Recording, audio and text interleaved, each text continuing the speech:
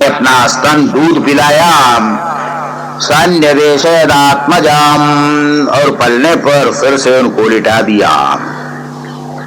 इतने में नंदराय आदि सभी मथुरा से वापस आए। उन लोगों ने देखा पहाड़ के समान पूतना का शरीर पड़ा हुआ है।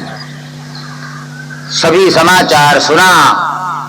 नंदराय कहने लगे कि देखो, वसुदेव जी ने पहले ही कहा था बड़े बड़े अरिष्ट होने वाले हैं, उत्पात होने वाले हैं, जरूर कोई ऋषि है वसुदेव, इसमें कोई शक नहीं है। भविष्य की बात उन्होंने पहले ही बतला दिया, वो जरूर कोई ऋषि होंगे, महर्षि होंगे, तभी तो भविष्य की बात उन्होंने कही।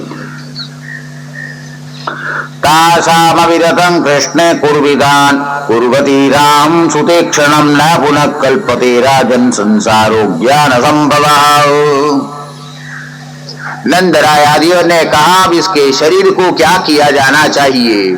इसको उठाकर स्मशान तक ले जाना ये तो संभव ही नहीं है, कौन उठाएगा पहाड़?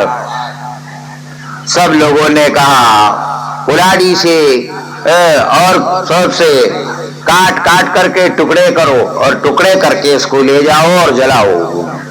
वैसा ही किया, और जब जलाना शुरू किया तो उसमें से चंदन की जैसी सुगंधी निकल रही थी, अगरबत्ती की सुगंधी उसमें से निकल रही थी। सबको आश्चर्य होने लगा, अरे ये राक्षसी है, जलाते समय में इतनी सुगंधी कैसे निकल रही इसके शरीर से? बात यह है, भगवान श्री कृष्णचंद्र के स्पर्श मात्र से वह पूतना पवित्र हो चुकी थी, उसकी सारी दुर्गंधी खत्म हो चुकी थी, उसका शरीर पवित्र हो गया था, इसलिए उसके शरीर में से सुगंधी आ रही थी।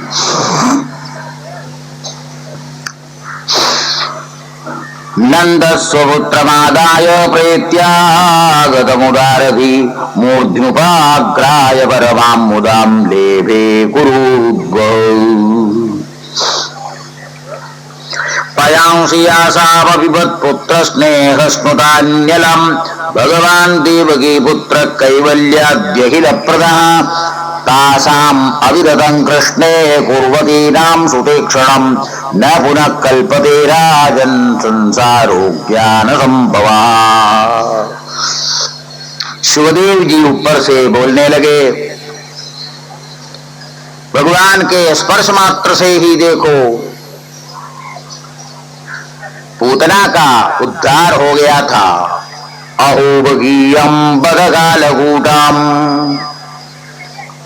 पहले आप सुन चुके हैं, यह जो बकी थी, बग की बहन थी बकासुर की, वह जहर पिलाने के लिए आई थी और भगवान को उसने जहर पिलाया था, फिर भी उसको परम गति प्राप्त हो गई, भगवान ने परम गति उसको दी। इससे बढ़कर भला कौन दयालु संसार में है? कितने दयालु, जो मारने के लिए आई थी उसको भी सद्गति प्रदान भगवान ने कर लिया। जो इस प्रकार भगवान में प्रीति रखता है, अविद्या उसे स्पर्श नहीं कर सकती। अविद्या को मिटाने वाले तो साक्षात भगवान ही है। नंदराय वहां से वापिस आए और कन्हैया को अपनी गोद में रख करके बड़े ही आनंद का अनुभव करने लगे। ये तत्पूतना मोक्षम कृष्णस्याद्भगवद्भुतां शृणुया श्रद्धया मर्त्यो गोविंदे लभते रतिम। यह पूतना मोक्ष की कथा है, बहुत ही पवित्र है। इसका जो श्रवण करता है वह भगवान में परम प्रेम को प्राप्त हो जाता है, भक्ति को प्राप्त हो जाता है।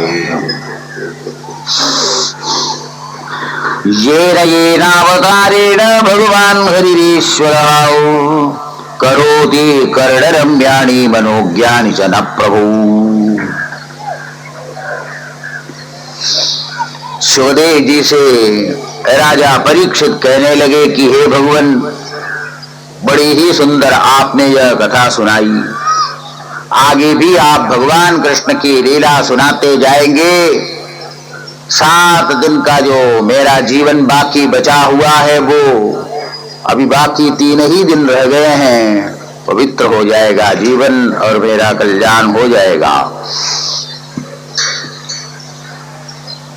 कदाचिद उत्थानिक कौतुकाप्लवे जन्मर्क्ष योगे समवेद योषिताम् वादित्रगेत जब मंत्रवाचकैश्चकार सूनोरभिषेचनम स्वती। शिवदेव जी कहने लगे 108 दिन अब बीत रहे थे, जन्म नक्षत्र आ गया था। औत्थानिक एक उत्सव उस समय में लोग मनाते थे। औत्थानिक माने जब बालक करवट बदलता था तो उस समय भी एक उत्सव पहले जमाने में लोग मनाते थे। उस निमित्त से ब्रज के सबको आमंत्रण दिया था, वे सब आए हुए थे। यशोदा माता सबका सत्कार कर रही थी, आदर सत्कार कर रही थी, बैठा रही थी, नाश्ता खिला रही थी, दूध पिला रही थी। आए हुए जो लोग हैं उनके स्वागत में ही वो लग गई। देखा कि घर के अंदर जगह कम है तो कन्हैया को ले जाकर बाहर छकड़े के नीचे लेटा दिया, क्योंकि बाहर के जो लोग आए हैं उनको तो बिठाना था। अब उनके स्वागत में इस प्रकार लग गई, कन्हैया को ही बुला दिया। इधर कन्हैया को बड़ी प्यास लगी, भूख लगी तो रोना शुरू कर दिया। बच्चा ही जो ठहरा 3.5 महीने का रोने लग गया, लेकिन वहां कोई सुनने वाला नहीं था। लोगों की भीड़ लगी हुई थी, हजारों संख्या में लोग आ रहे हैं, दर्शन करने के लिए आ रहे हैं, जा रहे हैं, उनका स्वागत हो रहा है, आपस में बातचीत कर रहे हैं। भगवान श्री कृष्ण ने कहा, देखो संसार की कैसी रीति होती है, लोग इस प्रकार भगवान को ही भूल जाते हैं।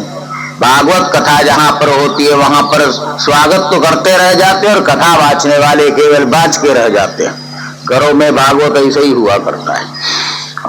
जो बाहर से आते हैं उनका खूब सत्कार करेंगे, उससे बातचीत करेंगे, और इधर भागवत बोलने वाले बोलते जाएंगे, वही बोले वही सुने। भगवान श्री कृष्ण चंद्र यहाँ रो रहे हैं, लेकिन कौन सुनता है। औत्थानिक औत्सुक्य मना मनस्विनी समागतान् पूजयति व्रजौघसाम् नैवा शृणोद्वैरुदितं सुतस्य दारुदन् सनार्थी चरणाबुदक्षिप। पांव पटक पटक कर रोने लग गए। कन्हैया जब इस प्रकार रोने लगा तो पांव की एक ठोकर उस छकड़े के ऊपर लग गई। कई सालों से वो छकड़ा इस प्रकार, छकड़ा माने शकट, इस प्रकार जमा हुआ था। एक राक्षस उसके ऊपर आके बैठा हुआ था। कितनी कितनी कोशिश की, लेकिन वो छकड़ा वहां से हटा ही नहीं, चला ही नहीं, खींचने पर भी वहां से हटता नहीं था। वह इसी प्रतीक्षा में था कि मौका आने पर कोई भी हो उसकी मैं हत्या करूं। उसी प्रकार वो पड़ा हुआ था। भगवान श्री कृष्णचंद्र जब रोने लग गए, पांव पटक कर रोने लगे, एक ठोकर उसके ऊपर जो ही लगी तो छकड़ा ही उलट गया। उसके ऊपर लोग दही दूध सब रखा करते थे, अब वो सब के सब वहां गिर गया, दही सब नीचे पड़ गया। जब छकड़ा उलट गया, ये क्या हो गया, क्या हो गया, सबका ध्यान इस तरफ आ गया। देखने लगे तो छकड़ा उलट गया है। पूछा, अरे छकड़े को किसने उल्टाया, किसने गिराया? तो वहां कुछ बालक खड़े थे, उसने कहा इसी छोकरे ने उल्टा दिया, इसको लात मार करके उसको उल्टा दिया। नंदराय आदि हंसने लगे, अरे हम लोगों ने इतनी कोशिश की लेकिन ये हिला तक नहीं, ये छोटा सा बालक किस प्रकार ठोकर मार के इसे गिरा सकता है। और उन्होंने समझा कि इसके ऊपर कोई भूत प्रेत होगा जिसके कारण ये गिर गया।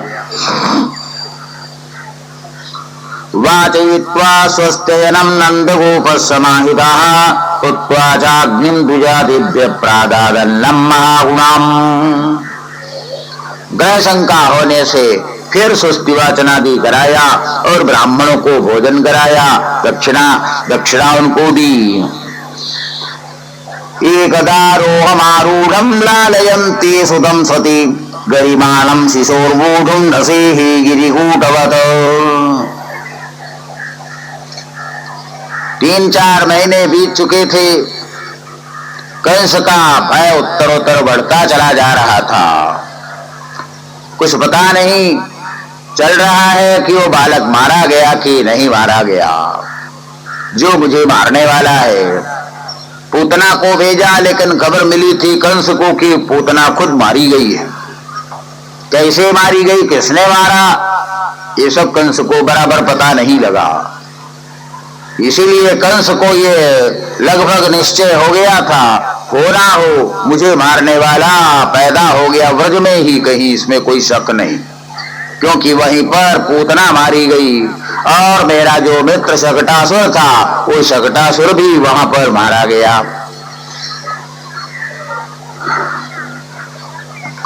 उस समय में कंस ने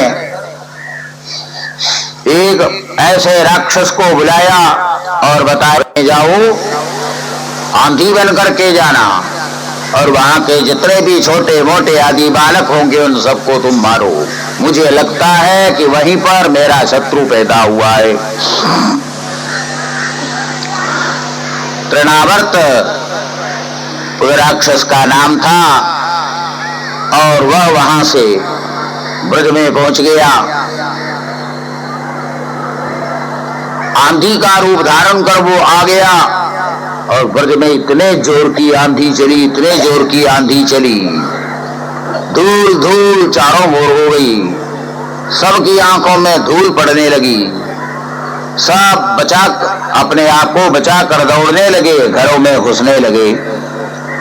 उस समय की बात कहते हैं, ये गदारोहमारूढ़ं लालयन्ती सुतं सती गरिमाणं शिशोर्मूढुं नसेहि गिरिकूटवत्। थोड़ी देर पहले ही यशोदा माता अपनी गोद में कन्हैया को रख कर दूध पिला रही थी। लगा कि उस समय में ये कन्हैया का वजन बढ़ता जा रहा है, बढ़ता जा रहा है, इतना भारी हो रहा है, दर्द करने लगा गोद में। तो धीरे से उठाकर उसको नीचे रख दिया। नीचे रख करके भी अंदर गई थी। मौका देखकर उसी समय में तृणावर्त ने आंधी का रूप धारण करके जोर से व्रज के बड़े बड़े पेड़ों को गिराना शुरू कर दिया। धूल धूल चारों ओर कर दिया। किसी को कुछ दिखाई ही नहीं पड़ रहा था। उसी समय में कन्हैया को चक्रवात बनकर इस प्रकार घुमा घुमा करके उसने ऊपर उठा लिया और आसमान में वह ले गया। तृणावर्त ने सोचा, ऊपर ले जाकर मैं इसको नीचे पटक दूंगा और ये बालक मर जाएगा। कुछ ऊपर ज्यों ही तृणावर्त ले गया, उसी समय में कन्हैया ने सोचा, ये तो मुझे मारने के लिए कंस ने इसे भेजा है, अब इसको सद्गति प्राप्त करा देना चाहिए। भगवान कृष्ण ने उसके गले को दबा दिया। जो ऊपर उड़ा कर ले जा रहा था उसका गला दबा दिया।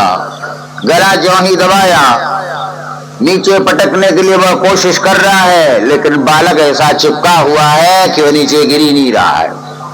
थोड़ी देर में ही उसका श्वास घुटने लग गया और धड़ाम से खुद ही नीचे गिर गया। नीचे वह गिर गया और ऊपर से कन्हैया पड़ गया। लोगों ने देखा, अरे ये क्या हो गया, ये भी एक राक्षस था। कन्हैया को ऊपर ले गया था और वो नीचे गिर गया। कन्हैया ऊपर पता नहीं क्या हो गया होगा। दौड़ दौड़ करके जब आए देखा, उस समय में राक्षस तो मर चुका था। कन्हैया उसके छाती पर खेल ही रहा था। इंद्रस्य पापेन विहिंसित खलः साधु सवत्तेन भयाद् विमुच्यति। अहो बदात्यद्भुतमेष रक्षसा बालो निवृत्तिं गमितोऽभ्यगात् पुनः। सब लोग कहने लगे, पापी सचमुच में अपने पाप से मर जाता है और जो महापुरुष है वो महापुरुष अपने सद्बुद्धि के कारण, सद्विचार, सद्भावना के कारण स्वयं बच जाता है। ये बालक देखो बिल्कुल स्वच्छ शुद्ध है और अपनी शुद्धता के कारण ही ये बच गया, नहीं तो भला ये राक्षस से ये बचने वाला कहाँ था।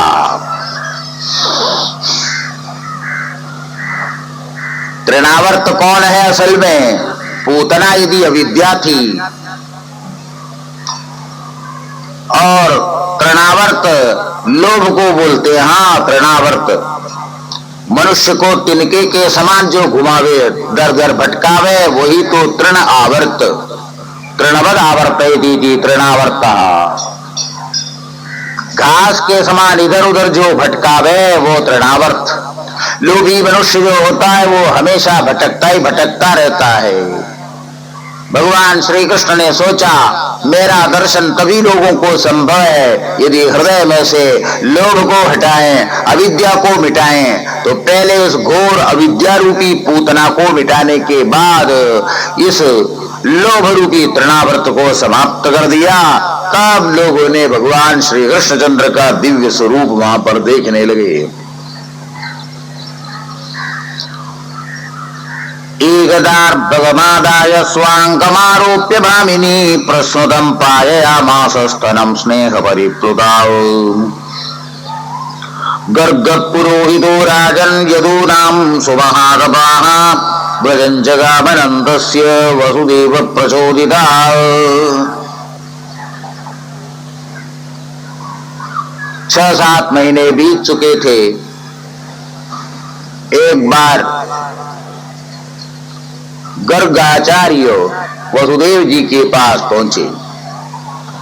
वसुदेव जी ने गर्गाचार्य को कहा मेरा एक पुत्र वहां पर पहले से राम है ही और यह कृष्ण भी है, आप हमारे वंश के आचार्य है, उनका नामकरण संस्कार आपके द्वारा होना चाहिए।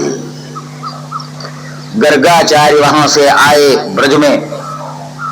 गर्गाचार्य को देखा तो नंदराय को बड़ी प्रसन्नता हुई। वसुदेव जी ने उनको भेजा है करके नंदराय को पता नहीं था। नंदराय ने स्वयं ही कहना शुरू किया कि हे आचार्य, हमारे यहाँ पर 2 बालक है, अभी तक इनका नाम संस्कार हुआ ही नहीं है। वैसे तो जन्म लेने के बाद 11वें 12वें दिन ही नामकरण संस्कार होना चाहिए था, लेकिन हम लोग वैश्य हैं, हमारे यहाँ पर 6 महीने के बाद भी होता है, 10 महीने के बाद में भी होता है। हमारे भाग्य से आप आ गए। आपसे हमारी यही प्रार्थना है कि आप अपने मुखारविंद से हमारे इन दोनों बालकों का नामकरण करें। गर्गाचार्य ने कहा उस समय में, नंदराय ये तो बड़ी अच्छी बात है, खुशी की बात है, लेकिन आजकल कंस का बड़ा भारी भय चल रहा है, बच्चों को वो मरवा रहा है। यदि मैं यहाँ आकर इन बालकों का नामकरण संस्कार करो तो उसके मन में शंका हो जाएगी कि यही बालक वसुदेव जी के हैं और यही देवकी का 8वां लड़का है, तो यहीं पर वो राक्षसों को भेजकर दोनों को मरवा सकता है। इसलिए ये कार्य करना ठीक नहीं मुझसे, और किसी अच्छे पंडित को बुलाकर नाम संस्कार करो। वसुदेव जी ने कहा हम ज्यादा आडंबर नहीं करेंगे, लोगों को पता ही नहीं लगेगा। आप घर में आइए, कमरे के अंदर ही सब कार्य जो भी करना आप कर डालिए। किसी को मैं आमंत्रण नहीं देता, किसी को मैं बुलाता नहीं, मालूम ही नहीं पड़ेगा किसी को। गर्गाचार्य ने कहा बड़ी अच्छी बात है, ऐसा हो तो मैं तैयार हूं।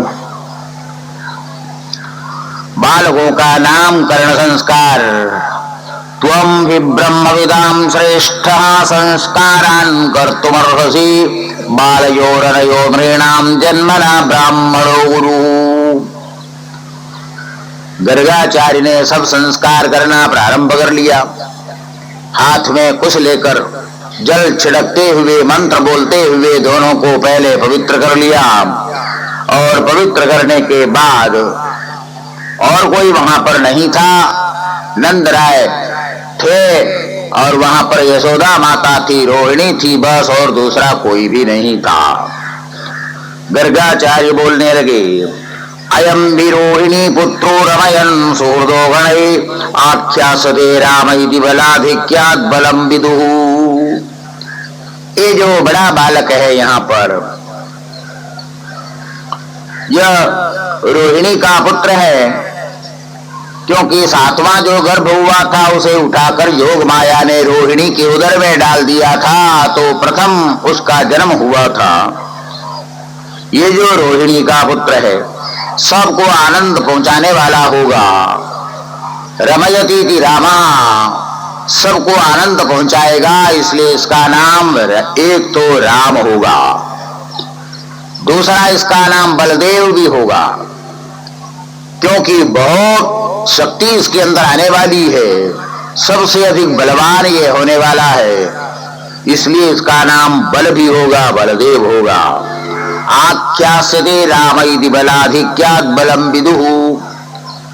पहले समय में गुण को देख करके नामकरण किया जाता था, राशि को लेकर नहीं, गुण को लेकर। यदूनाम पृथक भाव संकर्षणमुसंत्युत। यदुवंशियों में जब फूट होने लग जाती है उस समय में सबको जोड़ने वाला यह होगा, और इसलिए इसका नाम संकर्षण भी होगा। संकर्षण का अर्थ होता है परस्पर आकर्षित करके एक कर देना, जो अलग होते उनको मिलाना, यही संकर्षण का अर्थ है। इसलिए इस बड़े लड़के के 3 नाम प्रसिद्ध होंगे, राम, बलदेव और संकर्षण। आसन वर्णास्त्रयो यस्य गृह्णतोऽनुयुगं तनूः शुक्लो रक्तस्तथापि इदानीं कृष्णतांगतः। ये जो दूसरा बालक है, पहले समय में इसके 3 वर्ण हो चुके हैं। सतयुग में इसका वर्ण शुक्ल वर्ण था, इसलिए शुक्लांबरधरम बोलते हैं, और बाद में इसका रक्त वर्ण हो गया था त्रेतायुग में, और द्वापर के आदि में पीत वर्ण हो गया था, और इस समय में श्याम वर्ण हो गया, इसलिए इसका एक नाम कृष्ण होगा। प्रागयं वसुदेवस्य क्वचित् जातस्तवात्मजः वासुदेव इति श्रीमान अभिज्ञा संप्रचक्षति। किसी समय में वसुदेव जी का ये पुत्र रहा है, क्योंकि मनुष्य के कई जन्म होते हैं, एक समय में वसुदेव जी के पुत्र रहे, इसलिए इसका एक नाम वासुदेव भी होगा। एक नाम कृष्ण है, वासुदेव है। बहूनि सन्ति नामानि रूपाणि चतुर्दशति गुणकर्मानुरूपेणि तान्यहं वेदनो जनाः। अरे इसके 1 या 2 4 नाम नहीं है, हजार हजार इसके नाम हैं। गुण के अनुसार ये सब नाम है, गौण नाम इसको बोलते हैं। इसके 1000 नाम है, उन सब नामों को मैं जानता हूँ, लेकिन सब लोग नहीं जानते उसको, और इस समय में सब बताना आवश्यक भी नहीं है। बस 2 नाम याद रखो, एक कृष्ण नाम और दूसरा वासुदेव। एषवः श्रेय आदास्य गोकुलनंदना। तुम सबके श्रेय करने वाला यही होगा, बड़ी बड़ी आपदाओं से यह पार करने वाला सिद्ध होगा। पहले जमाने की बात है, पूर्व जन्म की बात है, जब चोर डाकू दुष्ट राक्षसों ने संत पुरुषों को तंग करना शुरू कर दिया था, उस समय में स्वयं इसी ने आकर उन दुष्टों का वध किया था और संत पुरुषों की रक्षा की थी। ये तस्मिन् महाभागा प्रीतिं कुर्वन्ति मानवाः नारयो भिवन्ति वान् विष्णु पक्षा निवासुदाः। जो इस बालक में प्रीति रखेगा अवश्य ही वह महान गति को प्राप्त हो जाएगा। बोलते बोलते कहने लगे, इसलिए ये जो तुम्हारा बालक है, गर्गाचार्य बोलने लगे कि ये तो साक्षात नारायण ही है, बोलने जा रहे थे। जो ही बोलने लगे इतने में भगवान ने इशारा किया, अरे गर्गाचार्य अभी से सब प्रकट मत करो, अभी आप ये सब प्रकट करेंगे तो आगे लीला कुछ होने वाली नहीं है, सब भगवान समझते हुए डरना शुरू करेंगे, इसलिए अभी से सब पोल मत खोलो।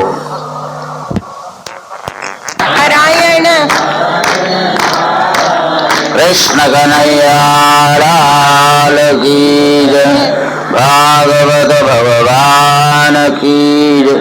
नमः पार्वती पते हर हर महादेव। नामकरण संस्कार हुआ।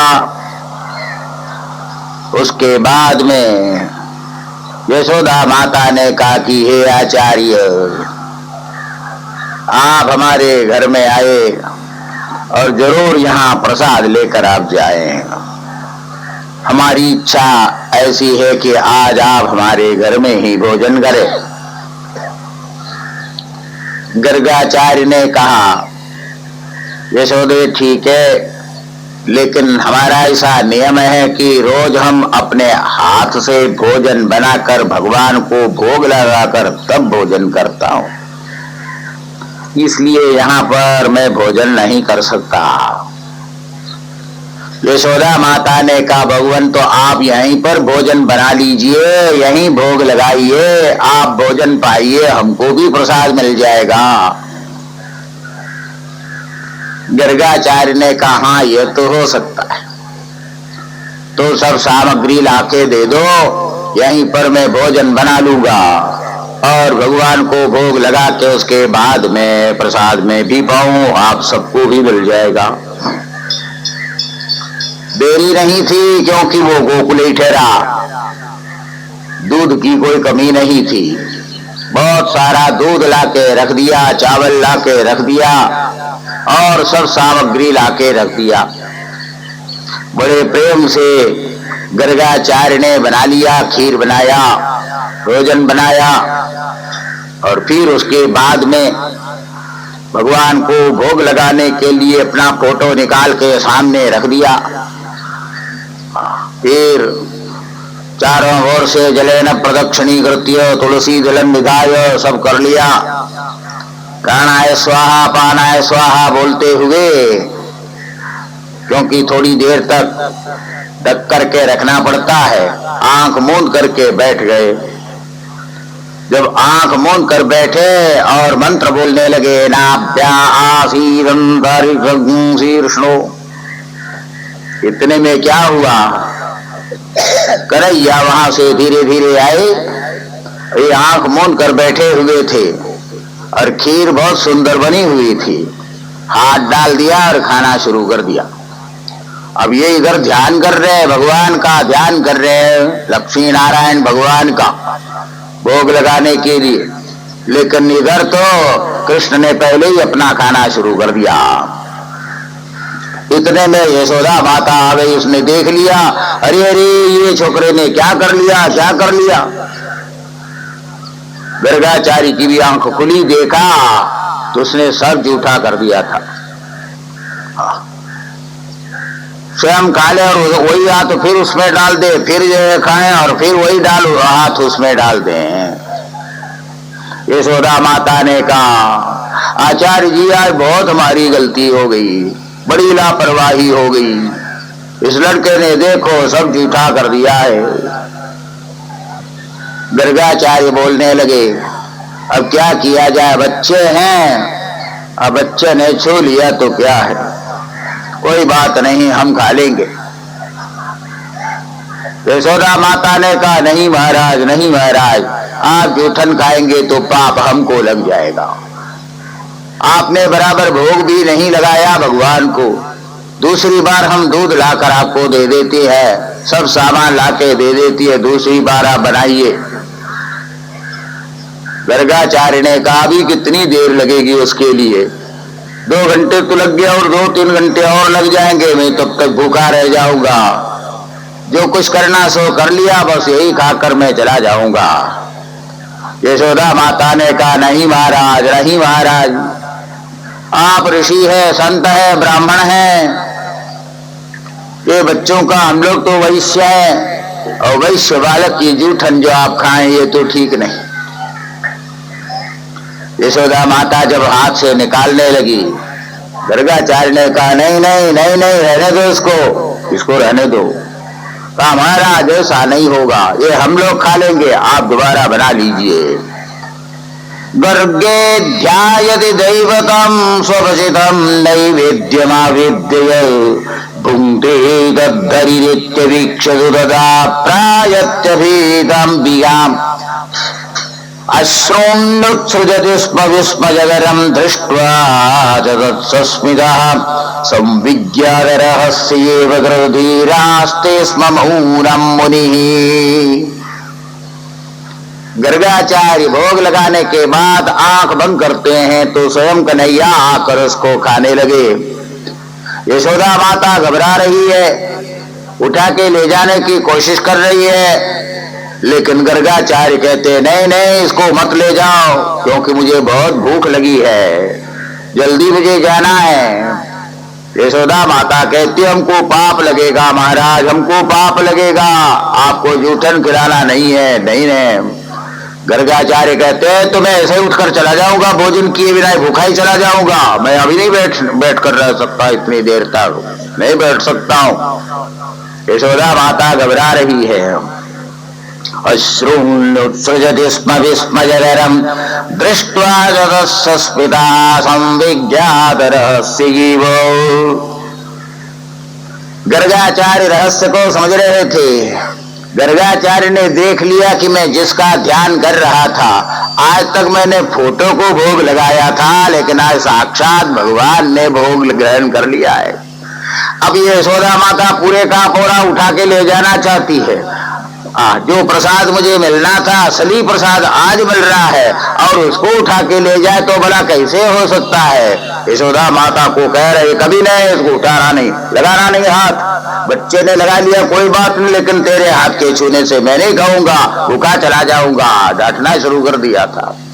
संविज्ञातरहस्येव आस्ते समौनं मुनिः। यशोदा माता कहती है महाराज हमको पाप लगेगा, क्या होगा। गर्गाचार्य कहते हैं तेरे को कोई पाप ऊप नहीं लगेगा, मैं ब्राह्मण हूं, मेरे अंदर मंत्र शक्ति है, सब शक्ति है, मैं इसको पवित्र करूंगा भी, तू चिंता ना कर, लेकिन तू छुओ मत इसको, बस तुम्हारे छूने से मैं पवित्र नहीं कर सकता। बच्चे ने छू लिया तो कोई बात नहीं, खा लिया तो कोई बात नहीं। यशोदा माता फिर बोलती है हमको पाप नहीं ना लगेगा महाराज, का नहीं लगेगा, तेरे को पाप नहीं लगेगा, पुण्य होगा तुमको। अच्छा महाराज तब आप आइए। आज सचमुच में गर्गाचार्य को प्रसाद प्राप्त हो गया था। आज तक केवल भावनामय था, आज वास्तविक हो गया, वास्तविक प्रसाद। उस प्रसाद को पाकर वे कृतकृत्य हो रहे हैं। और उसके बाद में यशोदा माता सबको बोल देते अब जो है तुम लोग भी ये प्रसाद ग्रहण कर लो। कालेन व्रजदाल्पेन गोकुले रामकेशवौ जानुभ्यां सहवाणिभ्यां विंगमानो विजव्रतो। 6 महीने के जब बालक थे तब की ये बात हुई। उसके बाद में धीरे धीरे राम और कृष्ण दोनों ही, जैसे बच्चे लोग चलते हैं हाथ पांव दोनों लगा करके, घुटने के बल से चलते हैं, वैसे दोनों ही जब चलने लगे। नंदराय को बड़ा हर्ष होता था, क्योंकि ढलती उम्र में उनको पुत्र रत्न प्राप्त हुआ। उसकी प्रत्येक लीला मधुर मधुर उनको लग रही थी। कितने वर्षों के बाद में घर में बालक आया था। इतनी ही बात नहीं है, और असली बात तो यह तो उनकी सब लीला ही दिव्य थी, तो साक्षात भगवान ही थे। फिर उनकी लीलाओं के बारे में क्या कहना। दोर्भ्याम दोर्भ्याम व्रजंतम व्रजयुगति जनान् आह्वानद प्रोल्लसंतम मंदम मंदम भसंतम मधुमधुरवचो मेति मेति ब्रुवंतम गोपाली तालिमयि तरलितवलयध्वारमुग्धां तरंगः वन्दे दन्दीवविन्दी वरविमलदल श्यामलं नंदबालम्।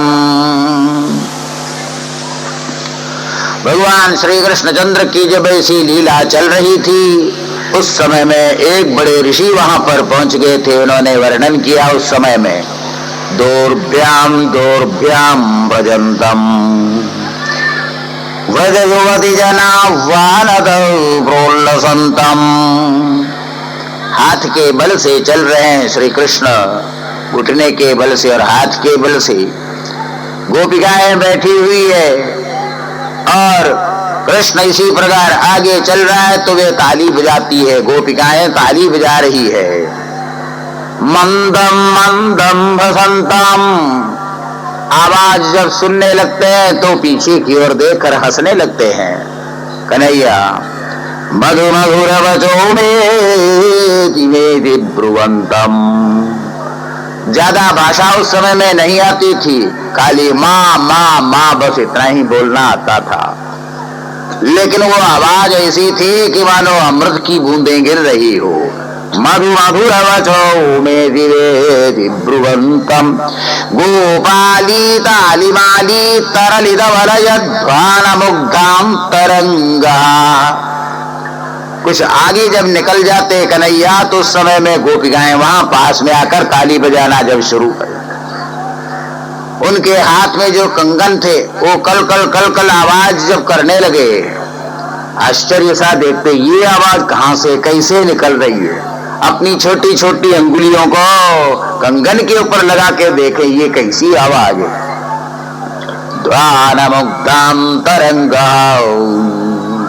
ऋषि कहने लगे आहा कैसे ये भगवान की लीला, सर्वज्ञ है, सर्ववेता है, पूरे जगत को देखने वाले को जिज्ञासा हो गई है कंगन से आवाज भला कैसे निकलती है, इसके अंदर क्या चीज है, ये आवाज हो रही है। वंदे गंदे वनिंदे वर विमल श्यामलम नंदबालम।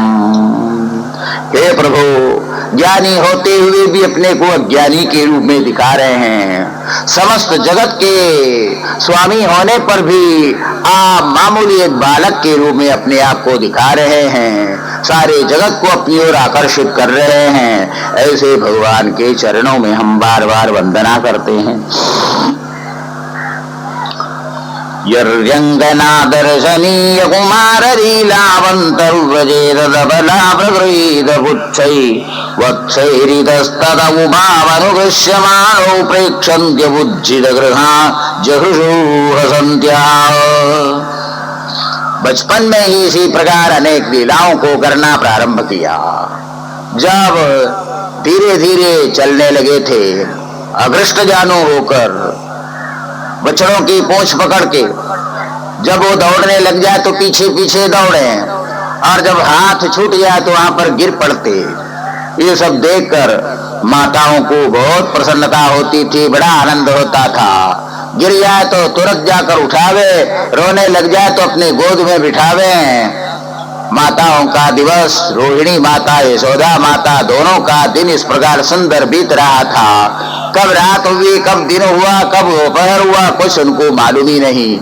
आनंद ही आनंद उनको होने लगा था।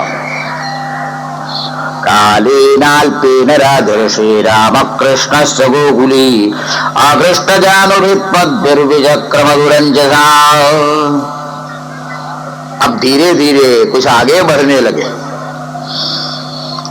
माखन खाने की तो आदत पड़ने लगी थी। पहले यशोदा माता स्वयं खिलाती थी, जब खा लिया तो आदत पड़ गई खाने की, चखने की आदत हो गई।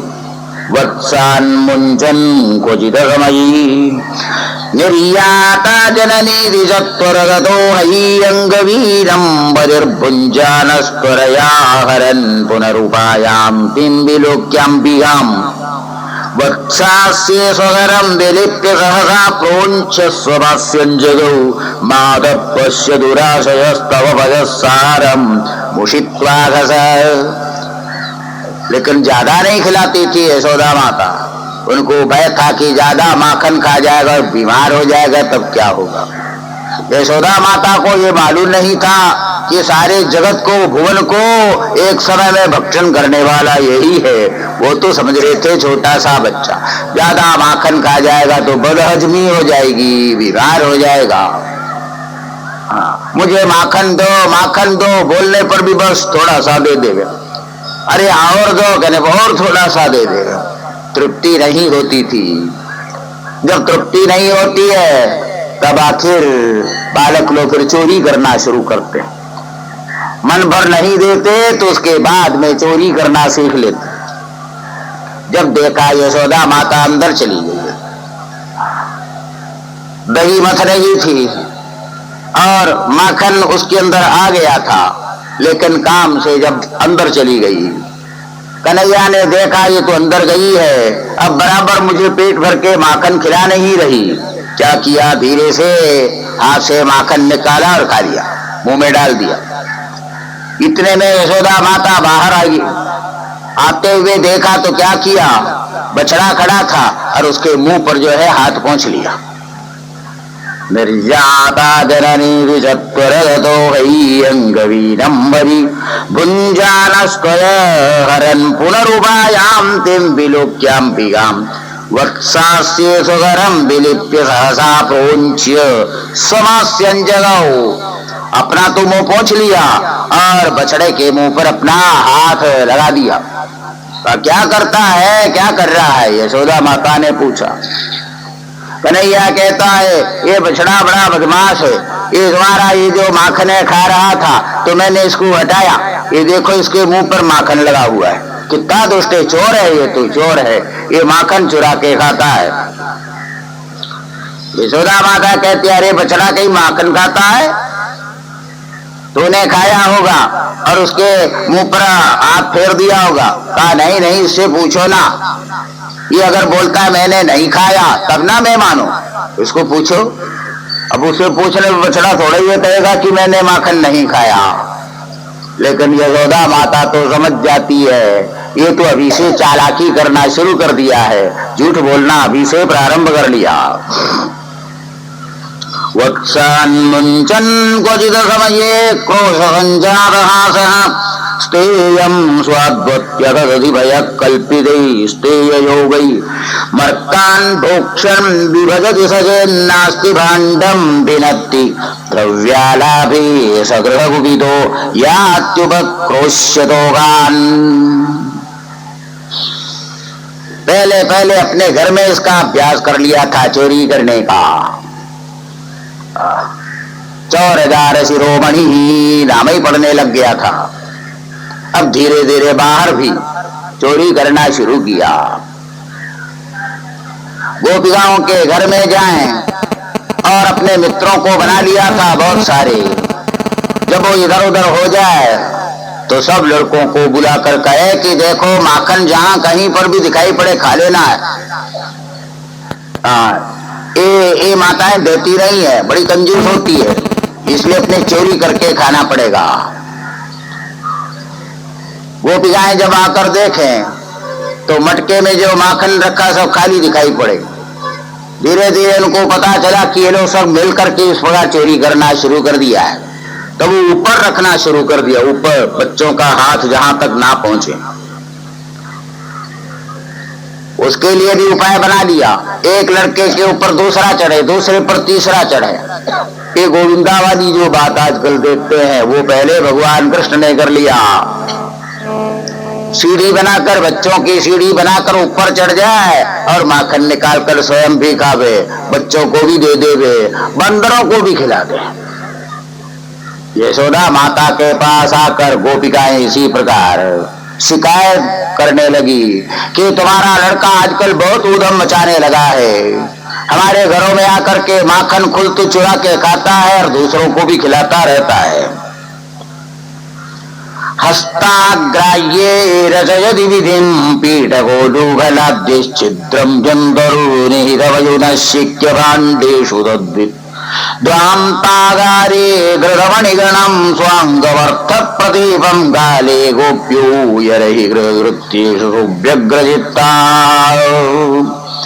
शून्ये चोरयत स्वयं निजगृहे हैयङ्गवीरं मणिस्तम्भे सुप्रतिबिम्बमीक्षितवदस्तेनैव सार्धं धिया भ्रातर्मावदमातरं मम समो भागस्तवापीहितो भुङ्क्ष्वेत्यालपतो हरे कलवचो मात्रारः श्रूयति।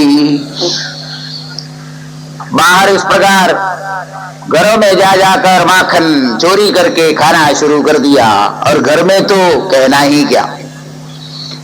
एक बार कहते हैं माखन उठा के जब खाने लगे और पीछे की ओर देखा तो वहां पर एक खंभा ऐसा था जो मणि से बना हुआ था, उसमें अपना प्रतिबिंब देखा तो समझ लिया कोई दूसरा आ गया यहाँ पर। अरे ये कौन आया, मेरे मित्रों में तो कोई नहीं है, ये तो अपने प्रतिबिंब को देखकर धीरे से उसको कहने लगे, देखो देखो मैया आवे तो बोलना नहीं, हाँ ये जो माखन मैं खा रहा हूं उतना माखन तेरे को भी मैं दे देता हूं, बोलना नहीं, मैया को बताना नहीं कि मैंने माखन खा लिया है। और इधर माता सुन रही है, यशोदा माता कहने लगी, अरे देखो छोटा सा है लेकिन बड़ा खोटा निकला, ये तो चोरी करता है। उपनिषदों के अंदर बतलाया, सोम मध्यमानस्यो यो अनिष्टो भागस्य सर्पिर्भवति। दूध के दही के मथने से जो अत्यंत सूक्ष्म भाग निकलता है जिसको सर्पी बोलते हैं, माखन बोलते हैं, अन्नमय गुंगिहोम्यमाना आपो भया प्राणा तेजो मयी वाक्। इसी प्रकार अन्न का मंथन करने के बाद अत्यंत सूक्ष्म जो भाग होता उसी को मन बोलते हैं, मन। माखन प्रिय प्रतीक था और असल में प्रतीक भगवान श्री कृष्णचंद्र। माखन क्या चोरी करते थे, ब्रजवासियों के मन को चुराते थे।